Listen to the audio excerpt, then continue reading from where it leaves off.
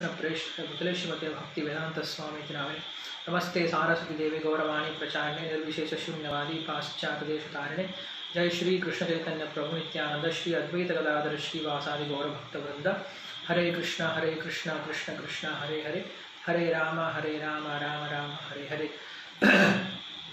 योऽन्तः प्रविश्य वाचमां प्रसुप्तां सञ्जीव्यत्य किल शक्तिधरस्वधाम्ना अन्यातास्तचरणश्रवणत्वगादीन् प्राणान् नमो भगवते पुरुषाय तुभ्यं पान्त्वस्मान् पुरुहूतवैरिबलवन्मातङ्गमाद्यद्घट कुम्भोच्चात्रिविपाटनादिकपटुप्रत्येकवज्रायिताः श्रीमत्कण्ठीरवास्य प्रतसनकर धारिदारातिदूर प्रध्वस्तत्वान्तशान्तप्रवितमनसा भाविता भूरिभागैः नारायणं नमस्कृत्य नरं चैव नरोत्तमं देवीं सरस्वतीं व्यासं ततो जयमुदीरयेत् हरे कृष्ण.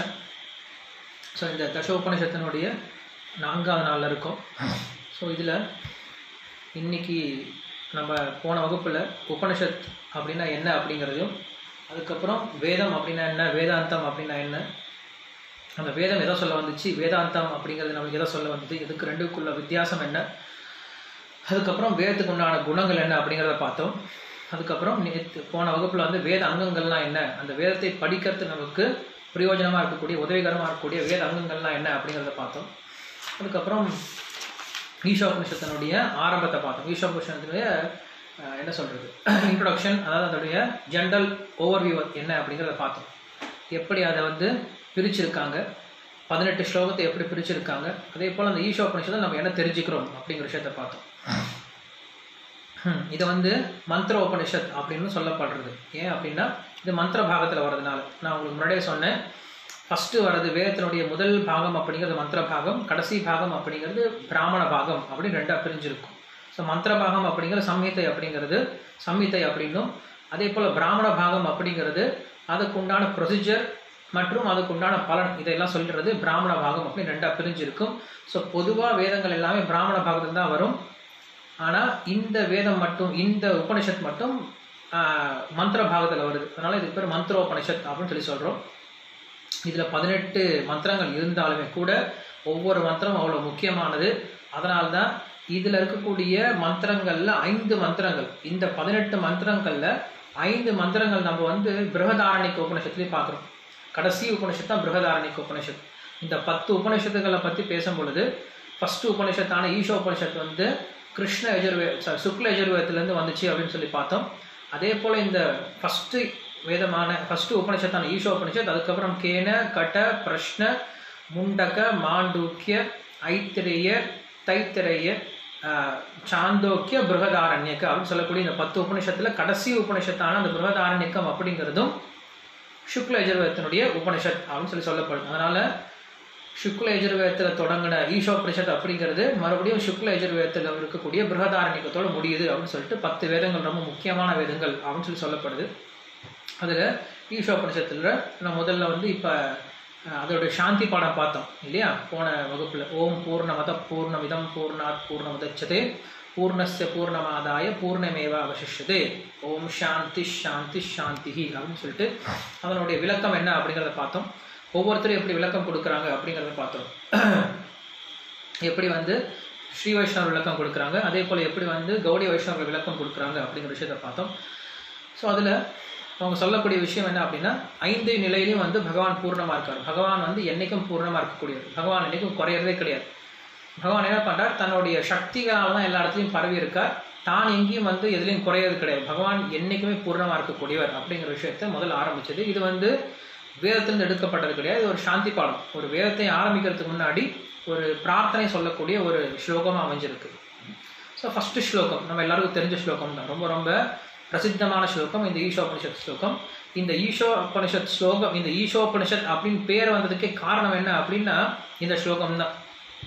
ஏன்னா இந்த ஸ்லோகமானது ஈஷாவாஸ்யம் அப்படின்னு ஆரம்பிக்குது. ஸோ ஈஷாவாஸ்யம்னு ஆரம்பிக்கிறதுனால இதுக்கு பேர் ஈஷோபனிஷத் அப்படின்னு இருந்துச்சு.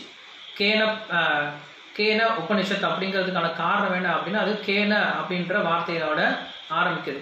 கேனே சிதம் பிரேஷிதம் மனஹா அப்படின்னு சொல்லிட்டு கேன அப்படின்ற வார்த்தையில் ஆரம்பிக்கிறதுனால அதுக்கு பேர் கேனோ உபனிஷத் அப்படின்னு வந்துச்சு.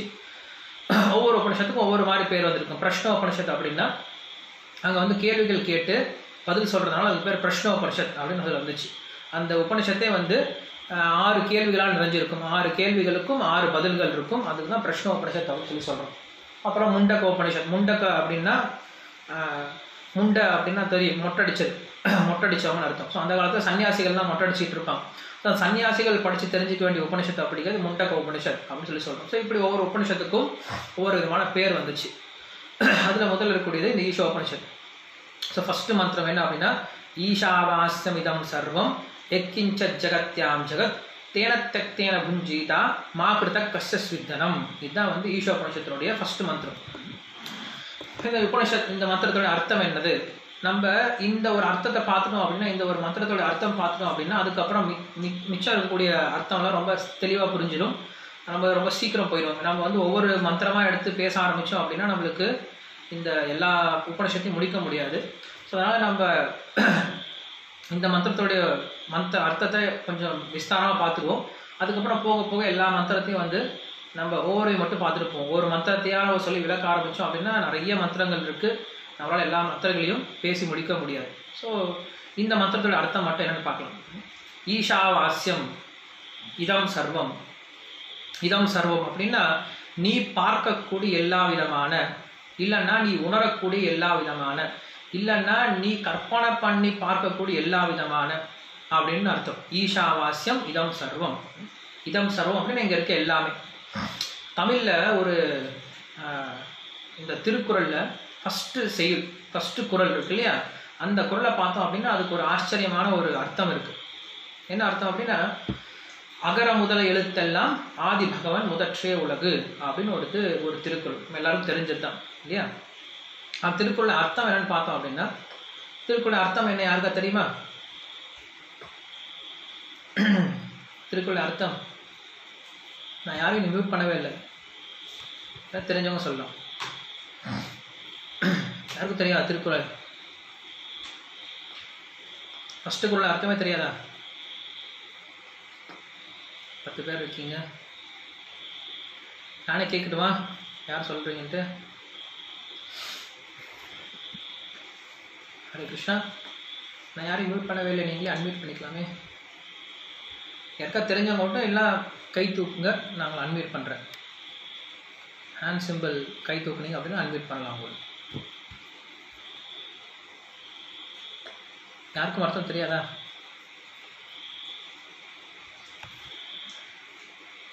அகர முதல எழுத்தெல்லாம் ஆதி பகவான் முதற்றே உலகு அப்படின்னு சொல்லி சொல்லுவாங்க இல்லையா. இதுக்கு அர்த்தம் தெரியுமா? கவிரூப மாதாஜி, கவிரூப ராதிகா மாதாஜி.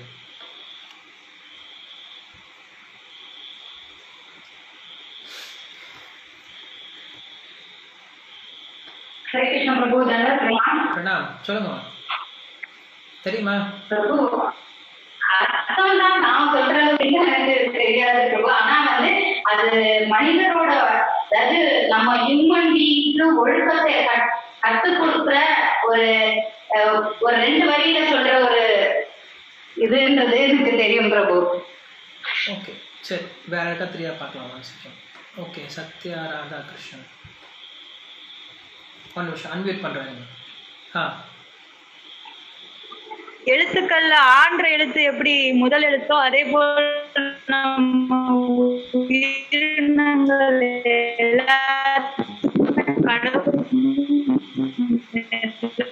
சரியா வர மாட்டேங்குது, உங்க வாய்ஸ் சரியா வர மாட்டேங்குது, பிரேக்கே வருதுமா. ஆதி பகவான் வாய்ஸ் சரியா வரவே இல்லை, வாய்ஸ் சரியா வரவே இல்லை.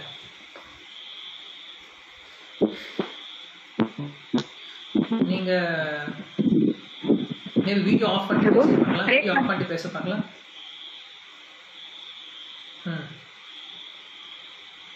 சொல்லுங்க பார்க்கலாம்.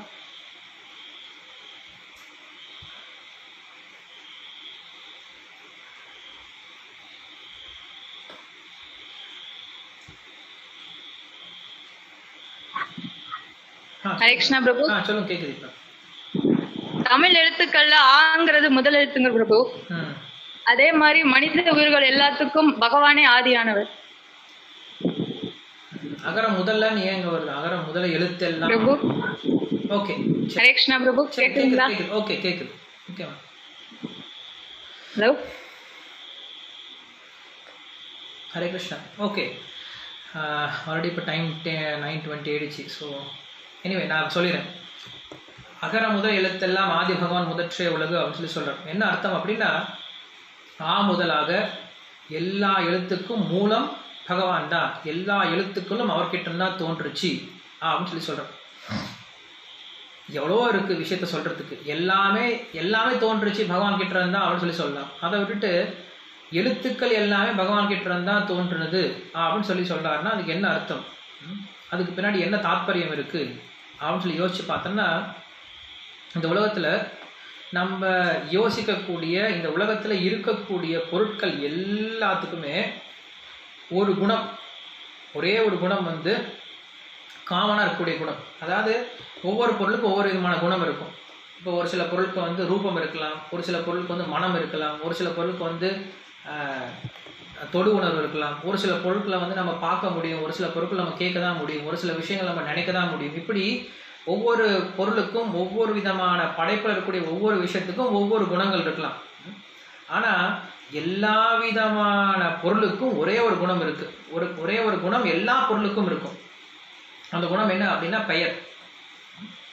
பெயர் அப்படிங்கிறது எல்லா விதமான பொருளுக்கும் உண்டான ஒரு குணம். அந்த பெயர் இல்லாமல் எந்த ஒரு பொருளுமே இருக்காது. கண்டிப்பாக எல்லா பொருளுக்கும் ஒரு பெயர் அப்படிங்கிறது இருக்கும்.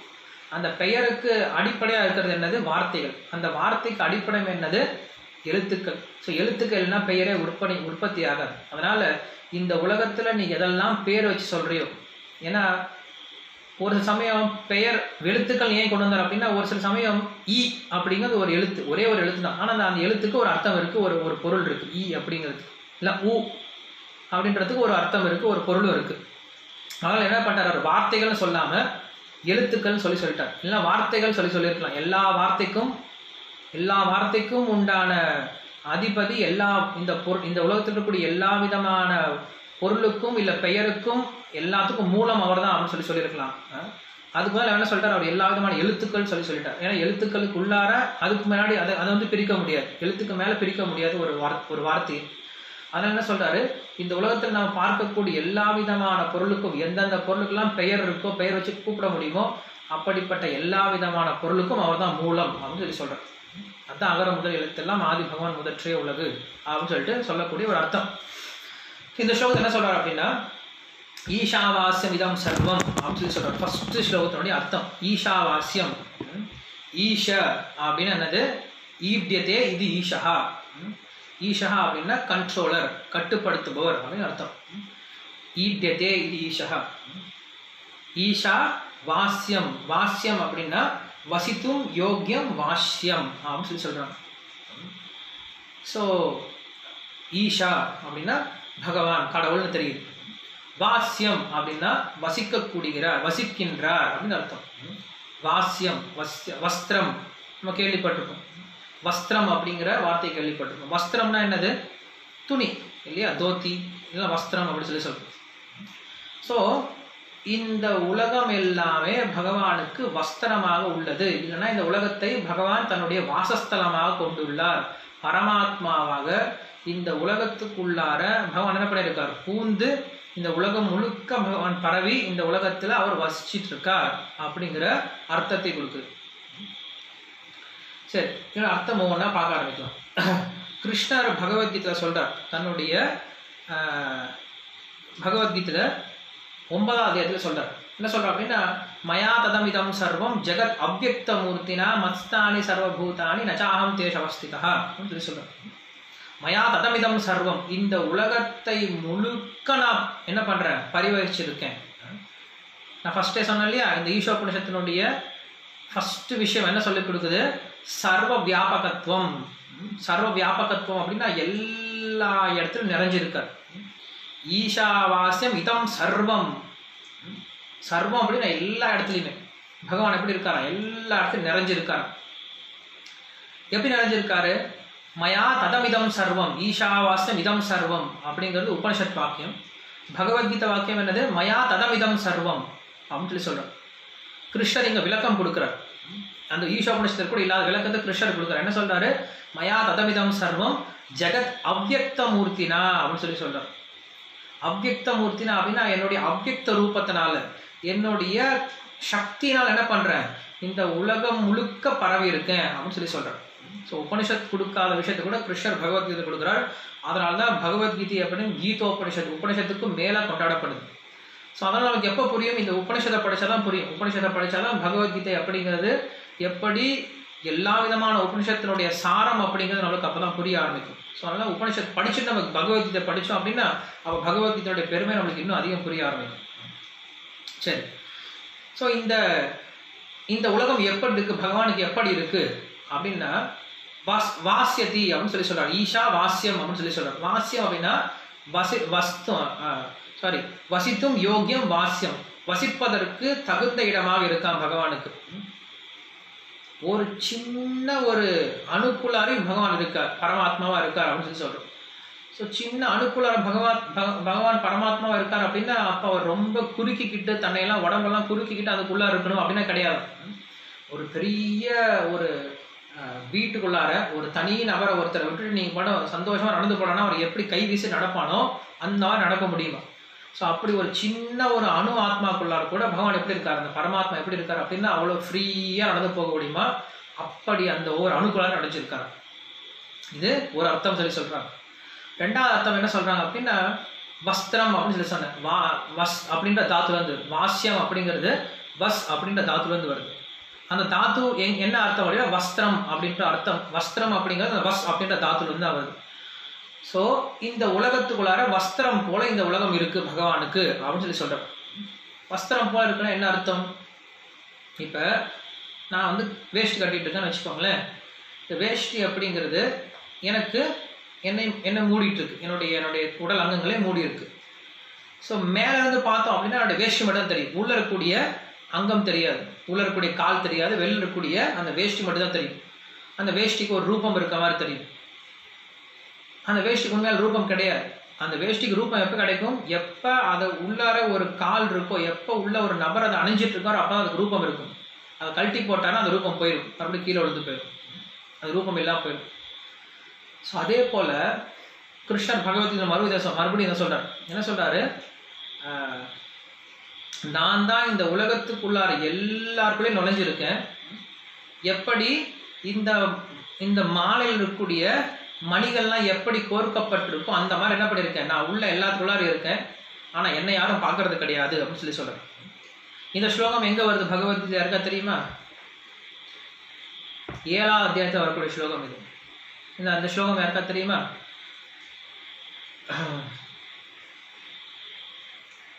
யாருக்கா தெரியுமா? மத்த பரதரம் நாண்யத்து கிஞ்சித் அஸ்தி தனஞ்சய மயி சர்வமிதம் புரோதம் சூத்ரே மணிகனா இவ அப்படின்ற ஸ்லோகம். மத்த பரதரம் நாண்யத்து, இந்த உலகத்தில் இருக்கக்கூடிய எல்லாமே எனக்கு கீழே தான் இருக்கு. மத்த பரதரம் நாண்யத்து, எனக்கு மேலேயோ எனக்கு சாமாவோ எதுவும் கிடையாது. மத்த பரதரம் நாண்யத்து கிஞ்சித் அஸ்தி தனஞ்சய, ஒரு சின்ன விஷயம் கூட என்னை தாண்டி கிடையாது. மயி சர்வமிதம் புரோதம் சூத்ரே மணிகனா இவ, எல்லாமே என்னால தான் இணைக்கப்பட்டிருக்கு. இந்த உலகத்துல ஒரு அணுவும் இன்னொருவரும் இணைக்கப்பட்டிருக்கு அப்படின்னா அது காரணம் என்னது, நான் உள்ள இருக்கேனா, பரமாத்மா உள்ள இருக்காரா. இந்த மாலை இருக்கு, இந்த மாலையை பார்த்தோம் அப்படின்னா இந்த மாலை மட்டும்தான் தெரியுது, வெளில இருக்கக்கூடிய மணி தெரியுது, ஆனா உள்ள இருக்கக்கூடிய அந்த நூல் தெரிய மாட்டேங்குது, அந்த நரம்பு தெரியாது. ஆனா நரம்பு இருக்கிறதுனால தான் இதெல்லாம் ஒட்டுகா இருக்கு. ஸோ அந்த மாதிரி இந்த பிரபஞ்சத்தில் பார்த்தோம் அப்படின்னா எல்லா விதமான பொருளும் இருக்கிற மாதிரி இருக்கு, இயங்கிட்டு இருக்க மாதிரி இருக்கு, எல்லா விதமான பொருளும் ஒட்டுகா இருக்க மாதிரி இருக்கு. இந்த எல்லா பொருளுக்கும் ஒட்டுகா இருக்கணும், இந்த எல்லா பொருளும் ஒரே மாதிரி இணைஞ்சிருக்கணும் அப்படின்னா அது காரணம் என்ன சொல்றாரு, நான் உள்ள இருக்கிறதுனால தான் சொல்லி சொல்றேன். மயி சர்வமிதம் புரோதம் சூத்ரே மணிகனா இவ அப்படின்னு சொல்லி சொல்றேன். இந்த முத்துக்கள் கோர்க்கப்பட்ட இந்த மணியானது எப்படி உள்ள இருக்கக்கூடிய நூல் அப்படின்ற ஒரு விஷயத்தினால்தான் இணைஞ்சிருக்கோ அதே போல இந்த உலகத்தில் இருக்கக்கூடிய எல்லா விஷயமும் என்னால மட்டும்தான் இணைஞ்சிருக்கு. நான் இல்லை அப்படின்னா இந்த பிரபஞ்சம் எதுவுமே நிலைச்சிருக்காது அப்படின்னு சொல்லி சொல்றேன். அதனாலதான் வசித்தும் யோக்கியம் ஈஷாவாஸ்யம் அப்படின்னு சொல்லி சொல்றேன். முதல் அர்த்தம். ரெண்டாவது அர்த்தம். மூணாவது அர்த்தம் என்ன அப்படின்னா, இந்த வேஷ்டியானது இந்த துணியானதை என்ன பண்றேன், எனக்கு இஷ்ட பிரகாரம் என்ன பண்றேன் கட்டிக்க முடியும். இந்த வேஷ்டிக்கு தனியா என்ன இருக்காது, ஒரு சுதந்திரம் இருக்காது. இந்த வேஷ்டி நான் இப்படிதான் இருப்பேன் அப்படிதான் இருப்பேன்னு சொல்ல முடியாது. எனக்கு எப்படி விருப்பமோ அந்த மாதிரி இருப்பேன். இந்த வேஷ்டியை நான் கட்டிப்பேன். தனக்குன்னு ஒரு சுதந்திரம் இல்லாமல் இருக்கும். நான் இப்படி இருந்தா இப்படி இருக்கும், இப்படி கட்டிக்கோ, இப்படி இருக்கணும் அப்படின்னா இப்படி இருக்கும், அப்படி இருக்குன்னா அப்படி இருக்கும். அந்த மாதிரி என்ன பண்றாரு பகவான், இந்த பிரபஞ்சத்துக்குள்ளார நுழைஞ்சி என்ன பண்றாரு, சர்வ நியமகத்துவம் அப்படின்னு சொல்லி சொன்னோம், ஞாபகம் இருக்குன்னு நினைக்கிறேன். இந்த ஈஷோபனிஷத்தினுடைய 2வது குணம் என்ன அப்படின்னா சர்வ நியமகத்துவம். எல்லாத்தையும் நியமிக்கிறார். நியமிக்கிறது அப்படின்னா எல்லாத்தையும் கண்ட்ரோல் பண்றார். எப்படி இந்த வேஷ்டியை போட்டுக்கூடிய நபர் இந்த வேஷ்டி எப்படி இருக்கணும், இந்த வேஷ்டி எதை மூடி இருக்கணும், எப்படி இருக்கணும், எந்த மாதிரி ஷேப்ல இருக்கணும் அப்படிங்கிறத இதை போட்டுட்டு இருக்கக்கூடிய நபர் இதை முடிவு பண்றாரோ, அதே போல இந்த பிரபஞ்சம் மொத்தத்தை என்ன பண்றாரு, அவர் தான் எல்லாம் பண்ணிட்டு இருக்காரு. இதுக்குள்ள நுழைஞ்சி எல்லாத்தையும் என்ன பண்ணிட்டு இருக்காரு, கண்ட்ரோல் பண்ணிட்டு இருக்கார் அப்படின்னு சொல்லி சொல்றாரு. ஸோ இது 2வது குணம், ஈஷாவாஸ்யம் இதம் சர்வம் அப்படின்னு சொல்லி சொல்றாங்க. இன்னும் ஒரு சில அர்த்தங்கள்லாம் சொல்றாங்க. பகவான் இதுல எப்படி நுழைஞ்சிருக்கார் அப்படிங்கிற விஷயத்துக்கு இன்னொரு அர்த்தமும் சொல்றாங்க. என்ன சொல்றாங்க அப்படின்னா, பகவான் வெறுமனே இதுக்குள்ளார இது மொத்தம் பரவி இருக்கார் அப்படிங்கிறது மட்டும் கிடையாது. பரமாத்மா உள்ள நுழைஞ்சிருக்கார். அதனாலதான் அவருக்கு பேர் என்ன பேர் அப்படின்னா வாசுதேவன் அப்படின்னு சொல்லி சொல்றோம். சர்வத்திர வசதி இது வாசுதேவா அப்படின்னு சொல்லி ஒரு அர்த்தம் இருக்கு. அதே போல விஷ்ணு அப்படின்னு சொல்லி சொல்றோம். விஷ்ணு அப்படின்னா எல்லா விதமான அணுக்குள்ளாரையும் நுழைஞ்சிருக்கிறதுனால அவர் பேர் விஷ்ணு அப்படின்னு சொல்லி சொல்றோம். ஸோ அப்படி பகவான் என்ன பண்றாரு, வெறுமனே மேலாக எல்லாத்தையும் பார்த்துக்கிட்டு எல்லாத்தையும் ஆட்சி பண்ணிட்டு கிடையாது. ஒவ்வொரு அணுக்குள்ள என்ன பண்றாரு, உள்ள போய் நுழைஞ்சிருந்து என்ன பண்றாரு, அதை பார்த்துக்கிறேன் அப்படின்னு சொல்லி சொல்றாரு. இது ஒரு விதமான அர்த்தங்களை சொல்றாரு. அடுத்த அர்த்தம் என்ன சொல்றாங்க அப்படின்னா, பகவான் என்ன பண்றாரு, இந்த உலகத்தை தாங்கிட்டு இருக்கார். தாரியதி அப்படின்னு சொல்லி சொல்றாரு. இந்த உலகத்தை நான் தாங்கிட்டு இருக்கேன் அப்படின்னு சொல்லி சொல்றாரு. இந்த உலகத்தை என்னால தாங்கப்பட்டிருக்கு அப்படின்னு சொல்லி சொல்றாரு. இந்த உலகத்துக்குள்ளார இந்த ஒவ்வொரு அணுக்குள்ளார நுழைஞ்சு என்ன பண்றாரு, இந்த உலகத்தை தாங்கி பிடிச்சிருக்கு. ஈஷாவாசம் இதம் சர்வம். இந்த உலகத்தை எல்லாத்தையும் அவர் இருக்கிறதுனால நிலை பெற்றிருக்கு. என்ன பண்றாரு, வெளிப்புறமா நம்ம தாங்கி இருக்கோம். இந்த உலகத்தில் என்ன பண்ணுவோம் அப்படின்னா, ஒரு சில பொருட்கள் நம்ம என்ன பண்ண முடியும், வெளிப்புறமா தாங்க முடியும். உதாரணத்துக்கு இந்த ஒரு பொருள் இருக்கிற என்ன பண்றாங்க, வெளியில இருந்து என்ன பண்றாங்க, இந்த பொருள் நான் தாங்க முடியும். இந்த பொருளுக்கு உள்ளார போய் என்னால தாங்கலாம் முடியாது இல்லையா. இந்த பொருள் என்ன பண்ண முடியும், நான் வெளியில இருந்து தாங்க முடியும், உள்ள போயெல்லாம் தாங்க முடியாது. ஆனா பகவான் என்ன பண்றாரா, இந்த பொருளுக்கு வெளியிலையும் தாங்குறாரா, உள்ளேயும் இருந்து அவர் தாங்குறாரு. இந்த பிரபஞ்சத்துக்கு வெளியிலையும் அவர் தான் இருந்து என்ன பண்றாரு, இந்த பிரபஞ்சத்தை கீழே விழாம என்ன பண்றாரு, இதை இந்த ஆகாசத்துல வச்சுக்கிட்டு இந்த பிரபஞ்சத்தை தாங்கிட்டு இருக்கார். அதே போல இந்த பிரபஞ்சத்துக்குள்ளாரே இப்போ என்ன பண்றாரு, இருந்து இந்த பொருளை தாங்கிட்டு இருக்கார். எப்படி புரிஞ்சுக்கிறது, வெளியில இருந்து தாங்குறாருன்னா புரியும் இல்லையா. வெளியில இருந்து இந்த பொருளை தாங்குறாரு, இந்த பொருளை வெளியில இருந்து இப்படி தாங்குறாரு அப்படின்னா உங்களுக்கு ஈஸியா புரியும். உள்ள இருந்து எப்படி தாங்குறாரு அப்படின்னா, இந்த உடல்ல ஆத்மா இருக்கு இல்லையா. ஸோ இந்த உடல்ல ஆத்மா இருக்கு அப்படின்னா, ஆத்மாவை இந்த உடல் தாங்கிட்டு இருக்கா, இல்ல உடலை இந்த ஆத்மா தாங்கிட்டு இருக்கா? யார் கிட்ட கேட்டா சொல்லிடுவாங்க, இந்த உடல் தான் இந்த ஆத்மாவை தாங்கிட்டு இருக்கு அப்படின்னு யாரை வேணா சொல்லிடுவாங்க. ஆனா அவங்களுக்கு என்ன புரியாது, இந்த உடல்ல இருந்து இந்த ஆத்மா வெளில போயிடுச்சு அப்படின்னா இந்த உடம்பை தாங்கிறதுக்கு 4 பேர் வேணும் இல்லையா. ஸோ இந்த உடலை எது தாங்கிட்டு இருந்தது, உண்மையாலுமே ஆத்மா தான் இந்த உடம்பை தாங்கிட்டு இருந்துச்சு. வெளியிலிருந்து பார்க்கும்போது இந்த உடல் தான் என்னமோ இந்த ஆத்மாவை தாங்கிட்டு இருக்க மாதிரி தெரியும். பட் உண்மையில இந்த ஆத்மா இருக்கிறதுனால தான் இந்த ஆத்மா தான் என்ன பண்ணிட்டு இருக்கு, இந்த உடலை தாங்கிட்டு இந்த உடலை இந்த பக்கம் அந்த பக்கம் தூக்கிட்டு போயிட்டு இருந்துச்சு. ஆத்மா வெளில போயிடுச்சுன்னா இந்த உடலை தூக்கிட்டு போறதுக்கு நமக்கு 4 பேர் தேவைப்படுது. அப்பயும் அந்த 4 பேருக்குள்ளாரையும் என்ன இருக்கு, ஆத்மா இருக்கணும். அதனால உண்மையில இந்த உடலை எப்படி இந்த ஆத்மா தாங்கிட்டு இருக்கோ அதே போல இந்த பிரபஞ்சம் மொத்தத்தையும் பரமாத்மா அப்படின்னு ரூபத்துல பகவான் என்ன பண்றாரு, இந்த பிரபஞ்சத்தை தாங்கி கொண்டு இருக்கிறார், குடிச்சிட்டு இருக்கார் அப்படின்னு சொல்லி சொல்றார். ஸோ இவ்வளவு விஷயம் ஏன் சொல்றாங்க அப்படின்னா, ஒன்று நம்மள உபனிஷத்து தெளிவா புரிஞ்சுக்க வைக்கிறது. முதல்ல என்ன விஷயம் புரிஞ்சுக்க வைக்கிறது அப்படின்னா, இந்த உலகம் அப்படிங்கிறது உலகம் சொந்தமானது கிடையாது அப்படிங்கிற விஷயத்தை நம்மளுக்கு தெளிவாக சொல்லி கொடுக்குது. ஏன்னா நம்ம இந்த உலகத்துல இருக்கக்கூடிய இருக்கிறதுக்கான மிக முக்கியமான காரணம் என்ன அப்படின்னா, இந்த உலகமானது என்னுடைய சந்தோஷத்துக்காக படைக்கப்பட்டது, நான் இந்த உலகத்துல சந்தோஷமா இருக்க முடியும் அப்படிங்கிற ஒரு தப்பான எண்ணத்துல தான் நம்ம இந்த உலகத்துல வாழ்ந்துட்டு இருக்கோம். அந்த எண்ணத்தை என்ன பண்ணுது, முதல்ல உபனிஷத் தடுக்குது.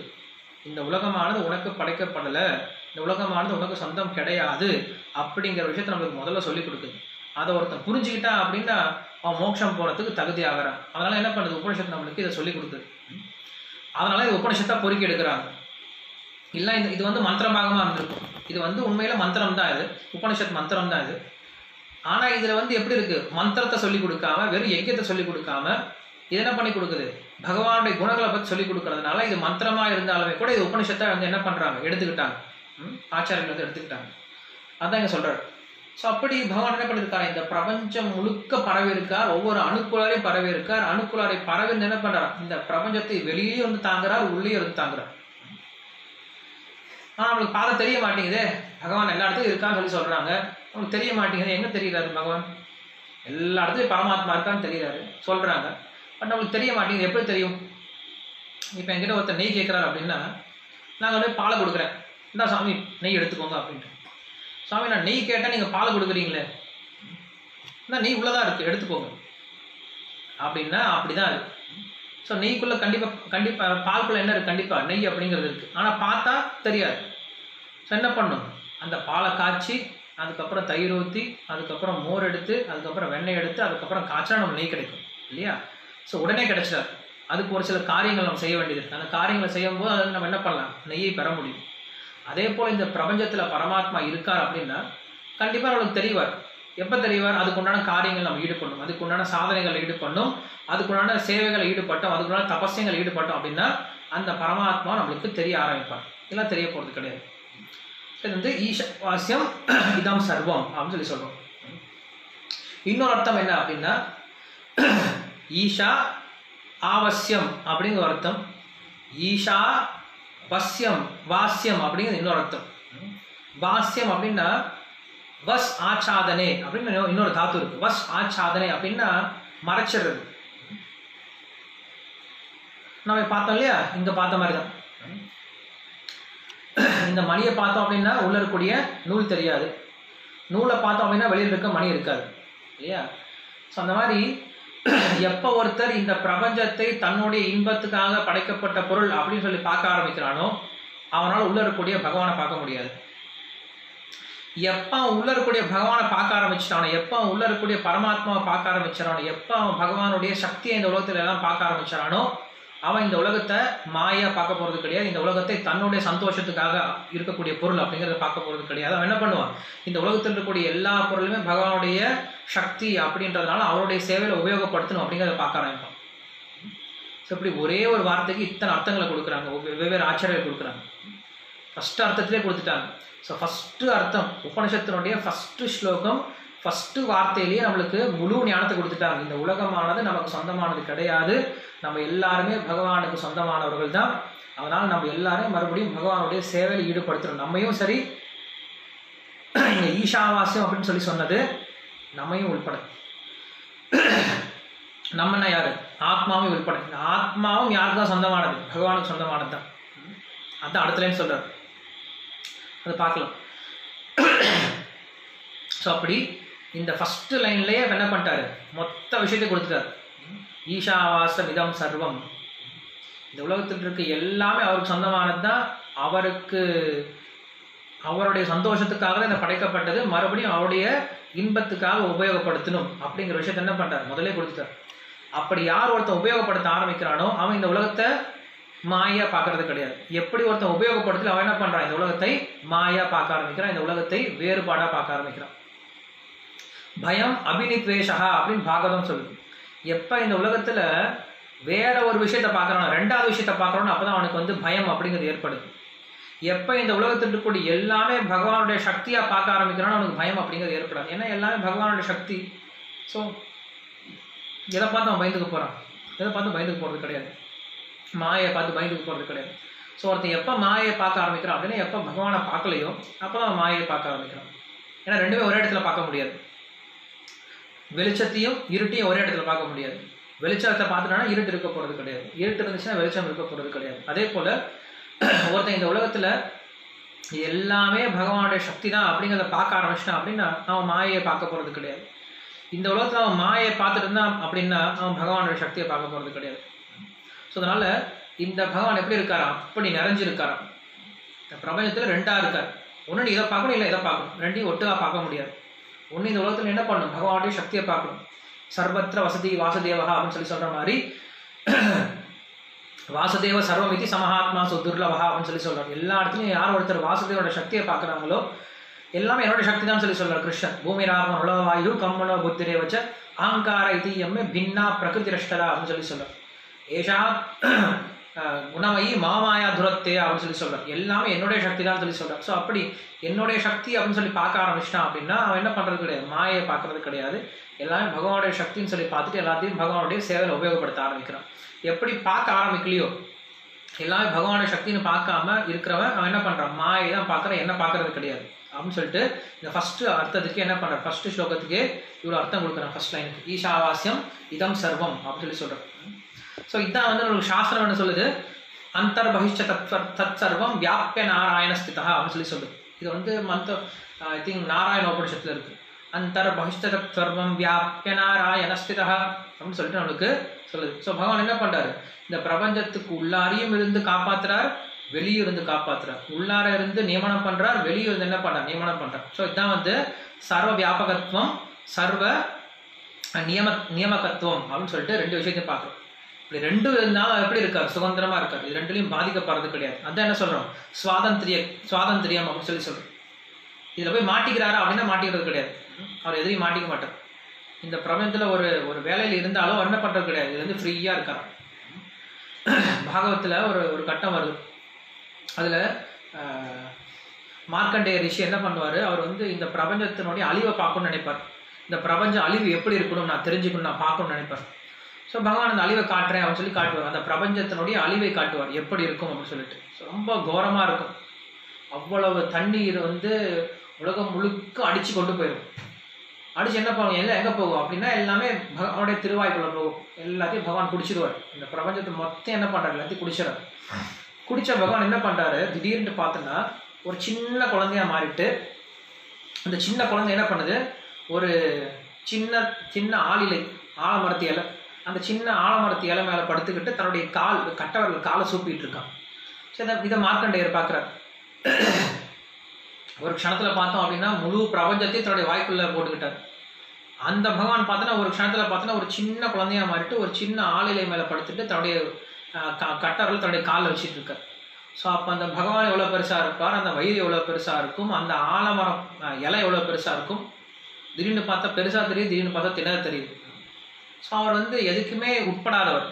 திடீர்னு அவ்வளோ பெருசாக தான் இருக்கணும், அவ்வளோ சின்னதாக இருக்கணும் அப்படின்லாம் கிடையாது. என்ன பண்ணுறாரு, எந்த சமயத்தில் அந்தர் பகிஷ்ட தத் சர்வம் வியாபிய நாராயண ஸ்திதான்னு சொல்லி சொல்கிற மாதிரி உள்ளே இருக்கார், வெளியே இருக்கார். ஸோ அதே போல் அவர் எந்தவித ரூல்ஸுக்கும் என்ன பண்ணுறது, கர்ம, அதாவது என்ன சொல்கிறது, எந்தவித கோட்பாட்டுக்கும் அவருடைய ரூபத்தை என்ன பண்ண முடியாது, நம்மளால் அளவிட முடியாது. அவர் இவ்வளோதான் இருக்க முடியும், இப்படி தான் இருக்க முடியும்னு சொல்லிட்டு என்ன பண்ண முடியாது, அவரை அளவு காட்ட முடியாது. ஸோ அதான் இங்கே சொல்கிறார். ஸோ பகவான் என்ன பண்ணுறார், எல்லா இடத்துலையும் பரவி இருக்கார். பரவி இருந்தாலும் அவரை இந்த பௌதீகமான சட்டத்திட்டங்கள் எதுவுமே அவரை எதுவுமே கண்ட்ரோல் பண்ண முடியாது அப்படிங்கிற விஷயத்த நம்ம இந்த ஒரு மந்திரத்தினுடைய ஒரு அர்த்தத்தில் நம்ம தெரிஞ்சுக்கலாம். ஸோ ஈஷாவாஸ்யம் இதம் சர்வம் எக்கிஞ்ச ஜெகத்யாம் ஜெகத் தேன தக்தேன புஜ்ஜீதா மாகிருத கஸ்ய சித்தனம். ஜெகத்யாம் ஜெகத் தேன தக்தேன புஞ்ஜீதா எக்கிஞ்ச ஜெகத்யாம் ஜெகத். இதுல எக்கிஞ்ச ஜெகத்யாம் ஜெகத், இவ்வளவு பெரிய பிரபஞ்சத்துல என்ன பண்ணியிருக்காரா, எல்லாமே பகவானுக்கு சொந்தம் அப்படிங்கிறத முதல்ல புரிஞ்சுக்கணும். அப்படிப்பட்ட பகவானுக்கு சொந்தமான விஷயத்துல நமக்கு ஏதோ கொஞ்சம் கொடுத்துருக்காராம், உபயோகப்படுத்திக்கோ அப்படின்னு சொல்லிட்டு கொஞ்சம் கொடுத்துருக்காராம். எக்கிஞ்ச ஜெகத்யாம் ஜெகத், கொஞ்சமா கொடுத்துருக்காராம். ஸோ அப்படி கொடுத்த விஷயத்துல என்ன பண்ணுமா, தேன தெக்தேன புஞ்சீதாக, அதை வைத்துக்கொண்டு நீ எப்படி இரு, சந்தோஷமா இரு. தேன தெக்தேன புஞ்சீதாக மா கிருத்த கஸ்ய ஸ்வித்தனம், வேறவங்களுடைய செல்வத்திற்கு நீ ஆசைப்படாதே அப்படின்னு சொல்லுது. ஓகே, இந்த லைனுடைய அர்த்தம் என்ன அப்படின்னு சொல்லி பார்க்கலாம்.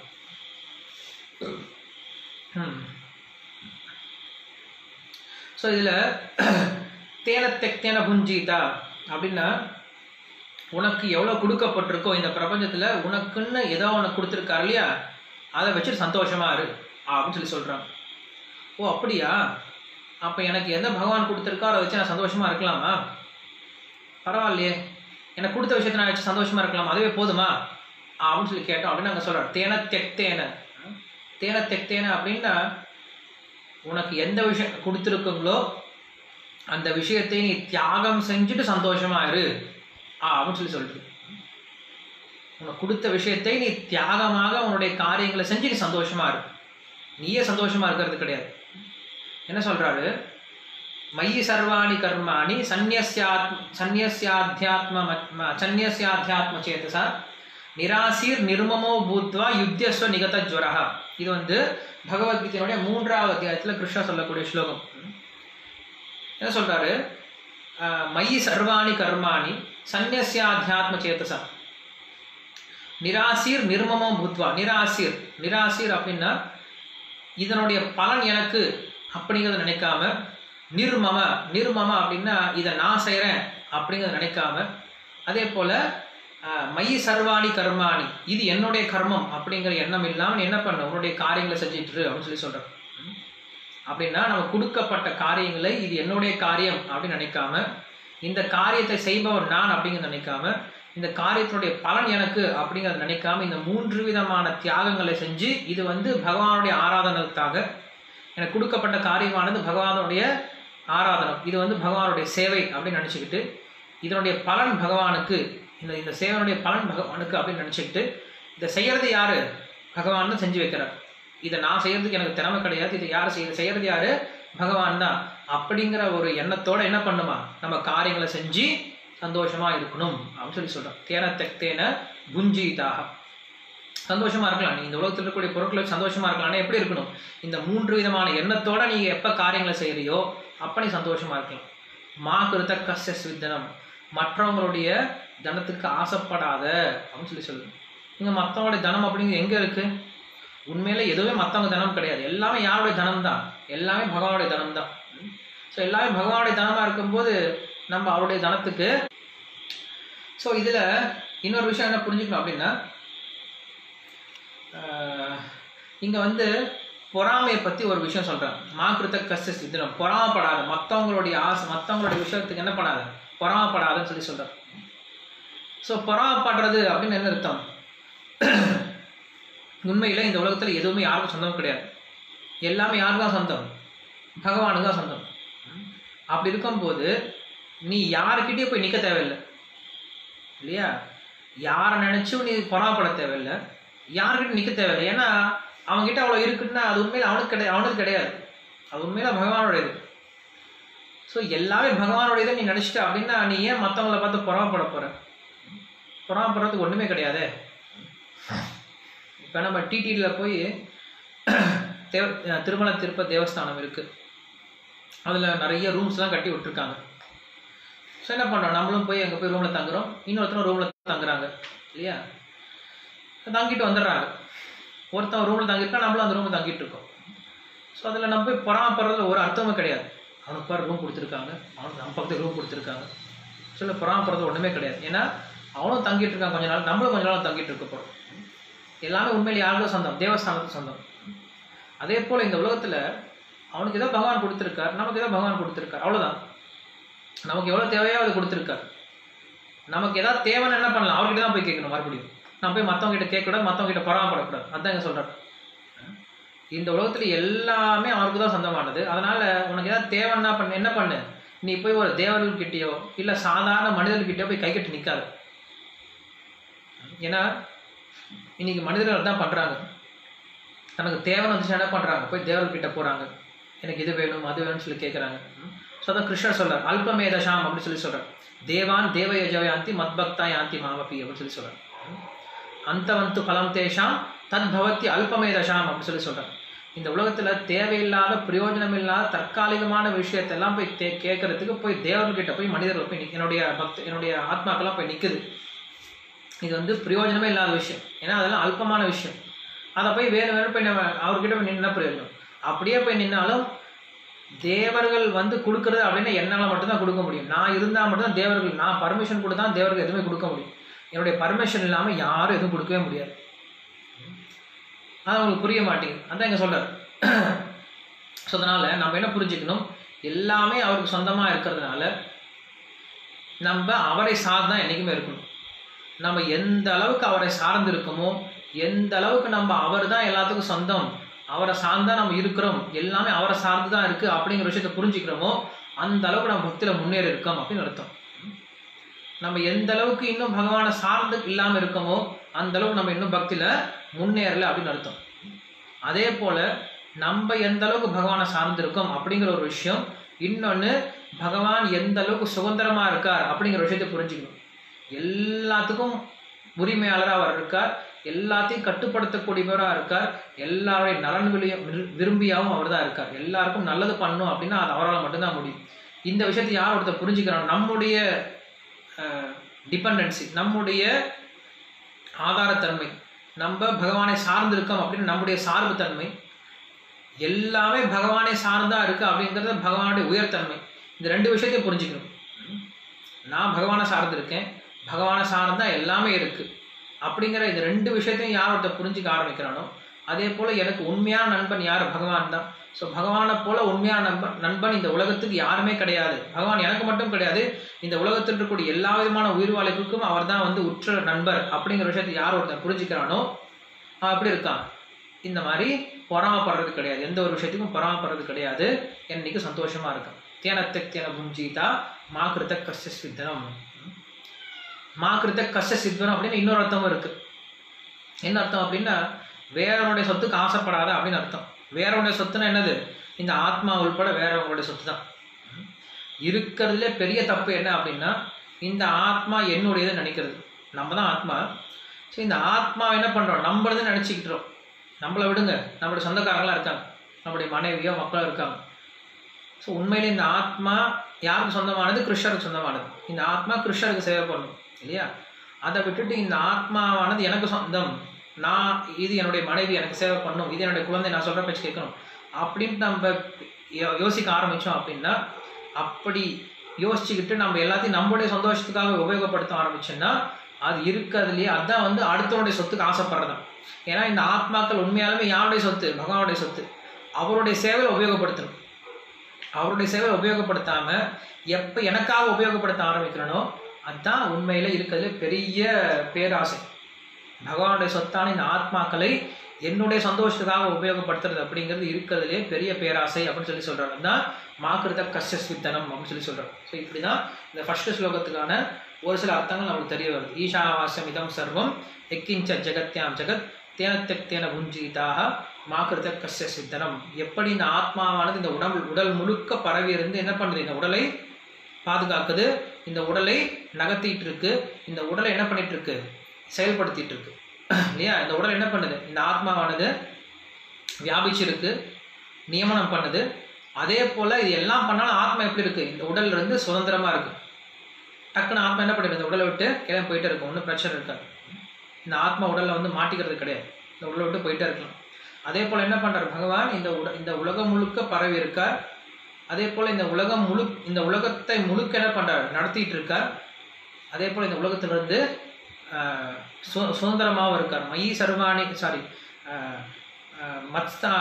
மயா ததமிதம் ஜெகத் மயா ததமிதம் சர்வம் ஜெகத் அவ்யக்த மூர்த்தினா மத்ஸ்தானி சர்வபூதானி நச்சாகம் தேஷ் அவஸ்திதா அப்படின்னு சொல்கிறேன். நான் தான் இந்த உலகத்தில் எல்லா இடத்துலையும் பரவி இருக்கேன், என்னுடைய அரூப ரூபத்தில் எல்லாத்துலையும் பரவி இருக்கேன். மயா ததமிதம் சர்வம் ஜெகத் அவ்யக்த மூர்த்தினா அப்படின்னு சொல்கிறார். மயி சர்வாணி, என்கிட்ட தான் எல்லாமே இருக்கு, ஆனால் நான் இதுக்குள்ளாரையும் கிடையாது, நான் எந்த ஒரு இடத்துலையும் கிடையாது, எனக்குள்ளதான் எல்லாமே இருக்கு அப்படின்னு சொல்றேன்.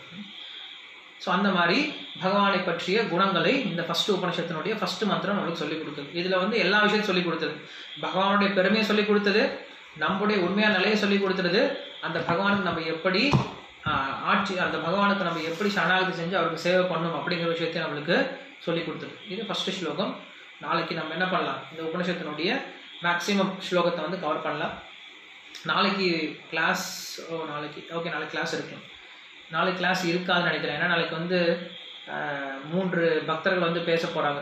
3 கெஸ்ட்டு இன்வைட் பண்ணியிருக்கோம். ஸோ 3 கெஸ்ட்டு வந்து பேசுவாங்க. 6லேருந்து 6:15 9:15 வரைக்கும் எங்களுடைய கோயிலில் இருக்கக்கூடிய நிகழ்ச்சிகள் இருக்கும். அதனால் அந்த நிகழ்ச்சி இருக்கிறதால நாளைக்கு நம்ம கிளாஸ் இருக்காது. நம்மளுடைய கிளாஸ் மறுபடியும் நாளைக்கு வெள்ளிக்கிழமை, சனிக்கிழமை நம்ம நாளைக்கு மறுபடியும் சனிக்கிழமை பார்க்கலாம்.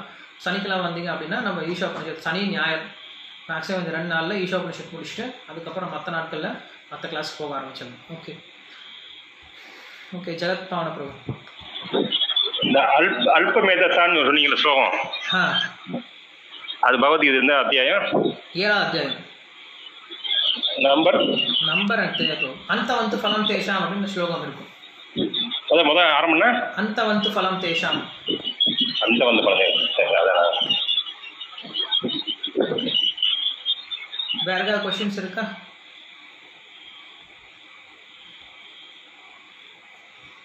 வேற ஏதாவது கொஸ்டின்ஸ் கமெண்ட்ஸ் இருக்கா? ஓகே.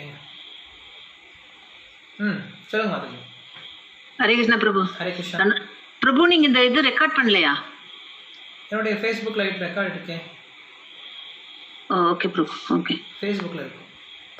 ஏன்னா நமக்கு திரும்பி டவுட் இருக்கும்போது கேட்கணும்னா அது ரெக்கார்ட் பண்ண மாதிரி தெரியல. இதில் பார்த்தா இதில் ரெக்கார்ட் பண்ண மாட்டேன், எப்பயும் ஃபேஸ்புக்கில் இருக்கும். அதுலேருந்து நான் MP3 கன்வெர்ட் பண்ணி வாய்ஸ் மெசேஜ் கன்வெர்ட் பண்ணி. Okay Prabhu. Okay Prabhu. Okay okay. Hare Krishna.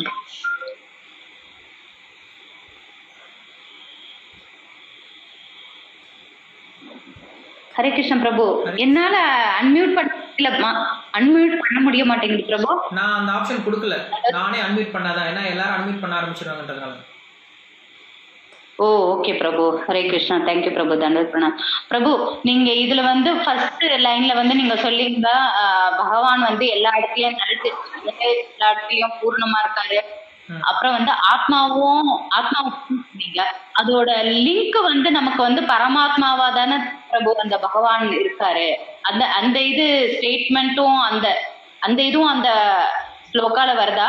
ஈஷாவாஸ்யம் இதம் சர்வம். புரியல, என்ன சொல்றீங்க? நீங்க இல்ல, இப்போ நீங்க பகவானை பத்தி சொன்னீங்க, அப்புறம் ஆத்மாவை பத்தியும் சொன்னீங்க. ஆத்மாவுக்கும் சுதந்திரம் இருக்கு. ஆத்மா சொன்னேன் அப்படின்னு பகவான ஆத்மா ஒரு எக்ஸாம்பிளா சொன்னேன். ஆத்மா இந்த உடம்புல எப்படி பரவி இருக்கோ அதே போல பரமாத்மா இந்த உலகம் முழுக்க, இந்த பிரபஞ்சம் முழுக்க பரவி இருக்கார் அப்படின்னு சொன்னேன். ஆமா. ஆனா அந்த ஸ்லோகால ஏன் அவர் ஒவ்வொரு இதுலயும் இப்ப நீங்க சொன்னீங்க ஒவ்வொரு ஆட்டம்ஸ்லயும் பகவான் இருக்காருன்றது. பகவான் ஒவ்வொரு ஹியூமன் லிவிங் என்டிட்டிஸ்லயும் பரமாத்மாவா இருக்காருல்ல பிரபு. அதையும் மீன் பண்றதா பிரபு? அதுவும் நீங்க மீன் பண்றீங்களா அந்த ஸ்லோகால? ஸ்லோகம் அதான் சொல்லுது. நான் சொல்ல சர்வத்திர வசதி இதி வாசுதேவஹா அப்படின்னு சொன்னேன் இல்லையா? ஸோ எல்லா இடத்துலையும் வாசம் பண்றதால அவருக்கு பேர் வாசுதேவன் சொல்றோம். அந்தர்யாமி, அவர் தான் அந்தர்யாமி, எல்லா இடத்துலையும் இருக்கார் அப்படிங்கிற விஷயத்தையும் சொல்லுது. ஒரே ஒரு உபனிஷத் அர்த்தம் நிறைய அர்த்தங்களை கொடுக்குது. ஒண்ணு, அவருடைய சக்தியா எல்லா இடத்துலையும் பிரிஞ்சிருக்கார். அதே போல எல்லாத்துக்குள்ளாரையும் பரமாத்மாவும் நுழைஞ்சிருக்கார் அப்படின்னு அர்த்தம். வீடு கட்டுறோம், ஒரு ஹவுஸ் ஓனர் வீடு கட்டுறாரு. வீடு கட்ட என்ன பண்றாரு? அந்த வீட்டுக்குள்ள நுழைஞ்சு அதுல வாசம் பண்றாரு. அதே போல பகவான் என்ன பண்றாரு? இந்த பிரபஞ்சத்தை படைக்கிறாரு. படைச்சுட்டு என்ன பண்றாரு? ஒவ்வொரு அணுக்குள்ளாரையும் இப்ப என்ன பண்றாரு? அணுப்பிரவேசம் பண்ணி அதுக்குள்ள வாசம் பண்றாரு. அதை நடத்திட்டு இருக்காரு.